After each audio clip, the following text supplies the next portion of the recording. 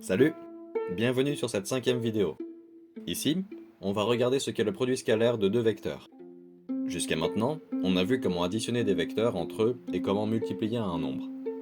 Le but du produit scalaire est de faire sens d'une multiplication de vecteurs.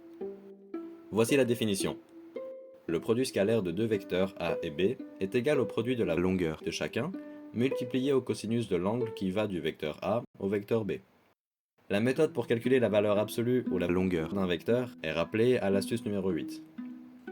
À l'écrit, pour différencier le produit scalaire d'une multiplication classique, on grossit le point entre le vecteur A et le vecteur B. Mais d'où sort cette définition? Regardons-la de plus près pour la comprendre. D'abord, on va voir pourquoi c'est la manière de multiplier deux vecteurs, et ensuite, on va voir comment s'y prendre. Si tu te souviens bien, pour multiplier un vecteur à un nombre, on l'augmentait ou on le rétrécissait, toujours en finissant avec un vecteur aligné avec celui qu'on multiplie. Pas besoin de se soucier de la direction puisqu'un nombre n'est qu'une simple valeur. La différence avec le vecteur est donc qu'il n'est pas qu'une valeur, et qu'il a une direction. Il n'est pas forcément aligné avec celui qu'on cherche à multiplier. Donc, on cherche quelque chose de parallèle au vecteur que l'on veut multiplier, qui découle en quelque sorte du second vecteur. Autrement dit, si on cherche à faire le produit scalaire de nos deux vecteurs A et B, on a besoin de la projection horizontale du vecteur B sur le vecteur A pour pouvoir le multiplier. On verra un exemple juste après pour que tu comprennes ce nouveau terme.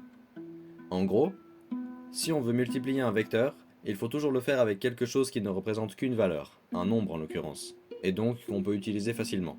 C'est pourquoi on cherche la distance que le vecteur B projette sur le vecteur A pour avoir cette valeur numérique qu'on cherche, qui ne représente rien d'autre qu'une distance.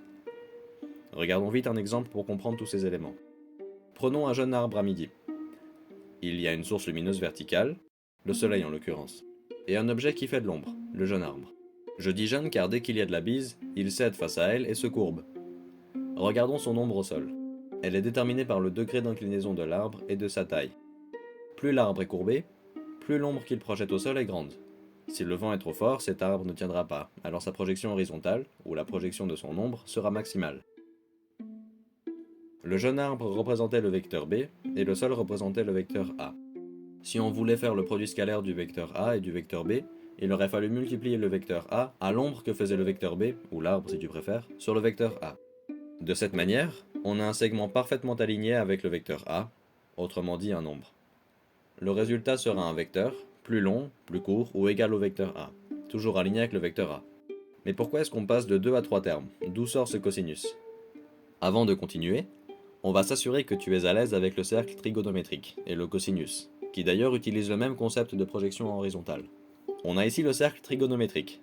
Il est de rayon 1, les coordonnées de l'axe horizontal sont exprimées en termes de cosinus, et celles de l'axe vertical en termes de sinus. Prenons un angle qui part de l'axe horizontal.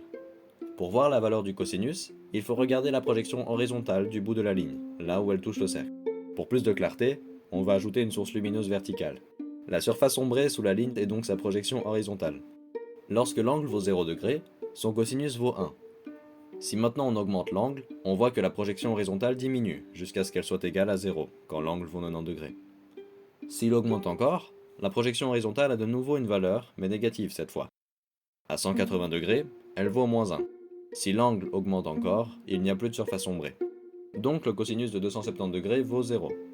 À 360 degrés, on retrouve la même valeur qu'à 0 degré. La boucle est bouclée. Ok, maintenant que le concept est clair, appliquons-le à nos vecteurs. On a donc ces deux vecteurs dont on peut calculer le produit scalaire. Regardons différents cas intéressants. Plaçons-les dans le cercle trigonométrique. Le centre O est à la fois l'origine du cercle de rayon B et celle des deux vecteurs, chacun de longueur différente. Chacun des vecteurs conserve son orientation. On fait simplement en sorte d'aligner l'axe X avec le vecteur A. L'angle entre eux est aigu, mais que se passe-t-il si on l'augmente? La valeur du cosinus change puisque l'angle change. Que se passe-t-il donc si on augmente l'angle jusqu'à ce qu'il soit droit? C'est justement un cas très important. Regardons notre équation. Presque rien n'a changé du côté des vecteurs, ils ont la même taille et le même sens qu'avant. Attention, seule leur direction a changé. Mais l'angle qui les sépare est devenu droit. On vient de voir que le cosinus de 90 degrés vaut 0. Qu'est-ce que ça veut dire pour leur produit scalaire? Puisque c'est une multiplication, le 0 annule le tout. Ce cas important est le sujet de l'astuce numéro 9. Lorsque le produit scalaire de deux vecteurs vaut 0, on sait avec certitude qu'ils sont perpendiculaires. Augmentons encore l'angle entre nos deux vecteurs. Le cosinus de 180 degrés vaut moins 1. Donc si on a moins 1 ici, dans notre équation, ça négative le tout, à nouveau parce que c'est une multiplication. C'est aussi un point important. Si l'angle augmente encore, on arrive à 270 degrés. Et le cosinus de 270 degrés vaut 0, ce qui fait écho au cosinus de 90 degrés. Les deux vecteurs sont donc à nouveau perpendiculaires, et leur produit scalaire vaut 0. Finalement, si on augmente l'angle jusqu'à ce qu'il soit à 360 degrés, on retrouve la valeur du cosinus de 0 degré, donc de 1. Autrement dit, si le produit scalaire de deux vecteurs donne exactement la valeur du produit de la longueur de ces deux vecteurs, on est sûr qu'ils sont parallèles et dans le même sens. Mais tu verras bientôt que c'est pas le moyen le plus pratique pour s'en assurer. Tu as sûrement remarqué quelle est la particularité de cette situation. C'est ce que j'avais dit en début de vidéo. Si les deux vecteurs sont parallèles, la projection horizontale du deuxième vecteur est égale au vecteur lui-même. On garde juste sa longueur et non sa direction ni son sens. La boucle est bouclée. Maintenant, on veut savoir comment calculer la projection horizontale du vecteur B sur le vecteur A. Comment savoir ce que cette projection vaut? On fait une simple équation. On cherche ce côté, celui qui est aligné avec le vecteur A. Avec un peu de trigo, tu te souviens que le cosinus de l'angle à l'origine est égal au côté adjacent, que l'on cherche, divisé par l'hypoténuse. Donc si on nomme cet angle phi, une lettre y pour désigner un angle, et le côté qu'on cherche x, on a cosinus de phi égale x divisé par l'hypoténuse. L'hypoténuse est un segment, donc c'est une simple valeur numérique, celle de b. En passant la valeur de b de l'autre côté de notre équation, pour isoler x, on trouve qu'il est égal à b fois cosinus de phi. Donc b fois le cosinus de phi est la projection du vecteur b sur le vecteur a, la longueur que l'on cherchait pour le multiplier. Alternativement, maintenant qu'on a revu comment utiliser le cercle trigonométrique, on peut trouver cette longueur plus facilement. Le cercle dont le rayon est le vecteur b est longueur de b fois plus grand que le cercle de rayon 1 vu juste avant. Donc, il suffit de multiplier la projection qu'on a dans le cercle de rayon 1 à la longueur du vecteur b puisqu'il est, je le rappelle, longueur de b fois plus grand. Voilà pourquoi on a ces trois nouveaux termes dans notre équation pour exprimer deux vecteurs qui se multiplient. L'idée centrale est de traduire les vecteurs en nombres qui font sens pour les multiplier, donc les nombres trouvés une fois qu'on a nos vecteurs alignés. Bon, ça c'est pour la théorie. Maintenant regardons une application très célèbre.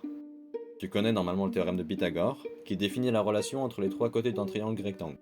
Et tu connais normalement aussi la loi du cosinus, qui est une extension, et qui définit les relations entre les trois côtés d'un triangle en général. Tu as même peut-être remarqué la similitude entre ces deux théorèmes, le début est le même. On va regarder ensemble la preuve vectorielle de la loi du cosinus. L'hypothèse que l'on cherche à démontrer nous dit que a carré est égal à b carré plus c carré moins 2 fois b fois c fois cosinus d'alpha. Alpha étant l'angle face au côté a. On va partir du côté gauche de l'équation, a carré. Développons-le déjà simplement. A au carré est égal au vecteur a fois le vecteur a. Mais par la relation de Chasles, le vecteur a est égal au vecteur b moins le vecteur c. Évidemment, ici, l'ordre ne change pas puisqu'un côté n'a pas de sens. Enfin, si, il en a un, mais pas au sens vectoriel du terme. On a donc vecteur b moins vecteur c fois vecteur b moins vecteur c. En distribuant, on trouve vecteur b au carré moins vecteur b fois vecteur c, moins vecteur c fois vecteur b, plus vecteur c au carré, que l'on peut directement réécrire vecteur b au carré, moins 2 fois le vecteur b fois le vecteur c, plus vecteur c au carré.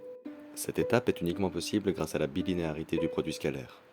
Cette propriété est prouvée dans une autre vidéo consacrée justement à cet outil. On est très proche de la solution. Il ne manque plus qu'à traduire en termes numériques. Ici, on a des vecteurs et on veut des nombres. Pour b au carré et c au carré, le carré implique le produit scalaire de vecteurs parallèles. Je m'explique. Le vecteur b au carré, c'est le vecteur b fois le vecteur b. Et donc, longueur du vecteur b fois la longueur du vecteur b fois le cosinus de l'angle qui les sépare, donc 0 degré, puisque c'est le même vecteur. On peut donc simplement écrire b au carré pour le vecteur b au carré. De la même manière, on peut simplement écrire c au carré pour vecteur c carré. Par contre, pour la dernière partie de l'équation, on multiplie le vecteur b au vecteur c, qui eux, ne sont pas parallèles. On applique donc la définition du produit scalaire. Vecteur b fois le vecteur c est égal à la longueur du vecteur b fois la longueur du vecteur c fois le cosinus de l'angle qui les sépare, donc alpha, puisqu'alpha est l'angle qui sépare les deux vecteurs b et c. Et voilà, on a fini la démonstration. Dans un triangle rectangle, l'angle entre le vecteur b et le vecteur c est de 90 degrés, donc ça annule toute cette partie. C'est pourquoi on a une équation simplifiée, que tu connais depuis le cycle. En résumé, le produit scalaire permet de multiplier deux vecteurs, et l'idée derrière est la projection horizontale d'un vecteur sur un autre. C'est un outil important. Je rappelle qu'on peut déduire du produit scalaire de deux vecteurs la perpendicularité de deux vecteurs multipliés s'il vaut 0. Voilà pour cette vidéo. J'espère qu'elle t'a aidé à comprendre ce qu'est le produit scalaire et d'où il vient. Si tu veux t'entraîner, tu peux essayer de prouver le théorème d'Euclide en t'inspirant de ce qu'on a vu sur la multiplication de vecteurs. Il nous dit que dans un triangle ABC rectangle en C, dont les côtés sont nommés comme affichés à l'écran, Le côté A au carré est égal au côté A' fois C, et CH est une hauteur, donc elle coupe le côté AB perpendiculairement. Je te conseille de partir du côté A'C pour arriver à A au carré. Pareil pour le côté B au carré qui est égal au côté B' fois C. Prouver seulement l'un d'entre eux suffit, car les noms des sommets sont arbitraires. La preuve sera donc symétrique selon les lettres utilisées. Dans la prochaine vidéo, on verra ce qu'est le déterminant de deux vecteurs, la projection verticale et une conséquence intéressante.